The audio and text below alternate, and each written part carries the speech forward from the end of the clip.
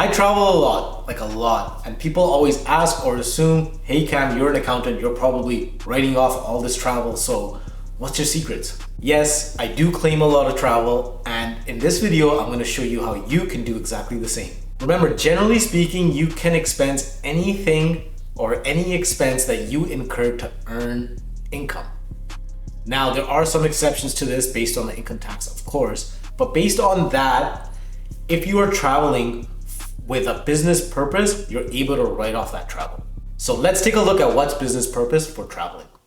So this year I went to Cancun, Mexico for a close friend's wedding. The wedding was about 2 days long. I was there for 7 days.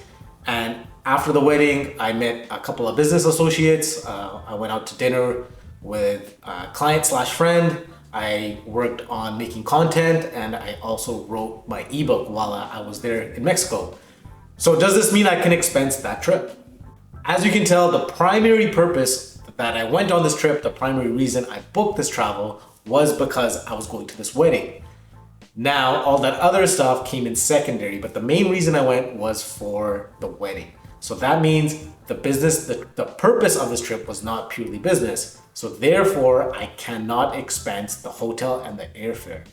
But when I met that business associate, when I did rent a WeWork, things like that I can still expense, but the airfare and the hotel costs I cannot. I know, bummer, right? So let's look at the second example. Second example, I hired a VA in the Philippines. So, we're a very specialized accounting firm. We use specific apps that, not all firms use. So to train this person, I could do it remotely, but doing it in person, it makes more sense. It's gonna be a lot faster. It's gonna save us time. And to be honest, how can I pass up an expense paid trip to the Philippines, right? So in total, I was in the Philippines for over a month. The cost of the airfare and the Airbnbs, hotels was just over 5,000. So Monday to Friday, I was with my new hire. We were working alongside each other, answering any questions, training, blah, blah, blah. I was there working. But on the weekends, I was able to take, quick flights. Luckily, Philippines, they have very, very cheap flights in and out of cities. So I went to the beach, I went island hopping, I went to Boracay, I went to El Nido.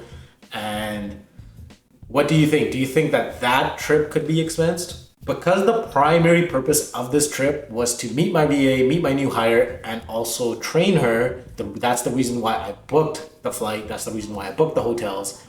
This trip qualifies to be expensed. Now you're probably thinking, what about the side trip to Boracay and Palawan and all that? Unfortunately, that is all personal. That cannot be expensed, but my flight to Manila, the airfare when I was there, that can be expensed. So next time, if I want to expense the additional travel to Boracay or whatever, I can take my entire team and we can make it a team event and we can possibly expense it that way. And that's actually something that we're planning on doing if we hit our targets for next year.